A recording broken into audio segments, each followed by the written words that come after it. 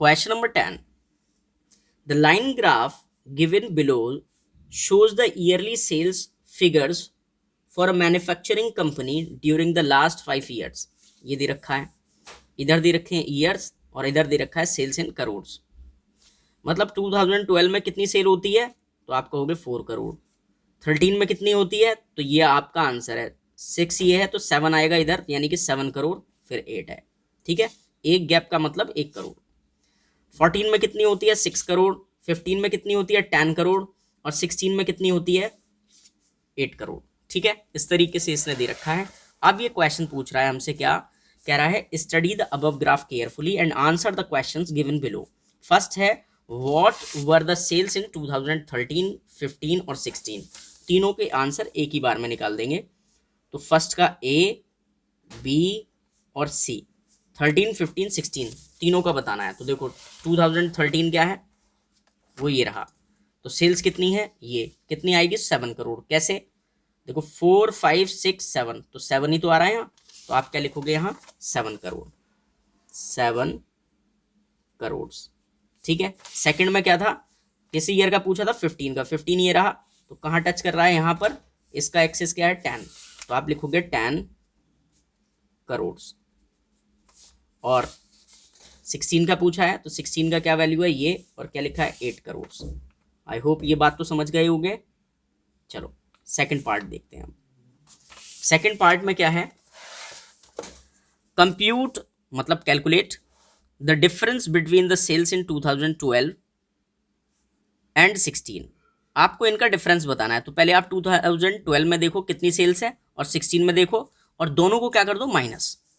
तो 2012 में देखो सेल्स कितनी है 8, सॉरी 12 में कितनी है 4 करोड़, और 16 में कितनी है, तो 16 में कितनी है 8।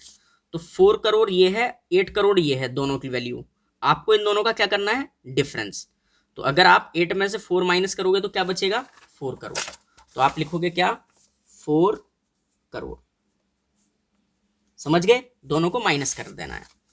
अब देखो ये इंपॉर्टेंट है क्वेश्चन थर्ड वाला, कह रहा है in which year was there the greatest difference between the sales as compare to its previous years. कह रहा है किस साल में ग्रेटेस्ट डिफरेंस आ रहा है, किस चीज का, सेल्स का, as compare to its previous years. Previous year से ज्यादा डिफरेंस आ रहा है। तो डिफरेंस देखना पड़ेगा। देखो पहले तो सबसे पहले स्टार्ट करो 2012 पर। तो 2012 से पहले की सेल्स पता ही नहीं है, तो हम इसको तो आंसर कर ही नहीं सकते। ठीक है, फिर भी अंदाजा लगाओगे तो 4 करोड़ से कम ही होगा जो भी ईयर होगा। ठीक है, फिर 13 देखो, 13 में 2012 में था कितना सेल 4 करोड़, और 13 में कितना हो गया 7 करोड़। तो डिफरेंस कितने का हो गया 4 और 7, 3 का डिफरेंस। तो यहां पर डिफरेंस कितने का बैठा, सिर्फ 3 का बैठा।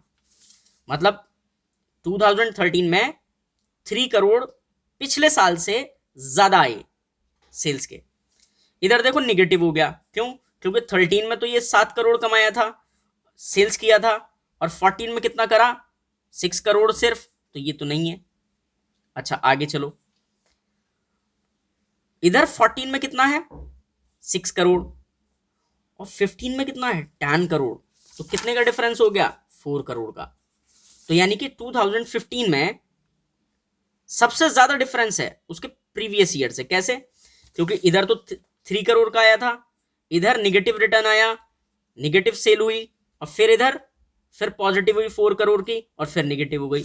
तो आप क्या लिखोगे, आप थर्ड पर लिखोगे इन 2000 कौन सा है 15, और फिर बाकी क्वेश्चन से उतारोगे कहां से कहां तक, यहां से। In 2015 year was there the greatest difference between the sale, मतलब यहां से लेकर पूरा क्वेश्चन यहां तक उतार देना। ठीक है, आंसर्स में। आई होप आपको समझ में आया होगा ये क्वेश्चन। चलते हैं नेक्स्ट क्वेश्चन पर।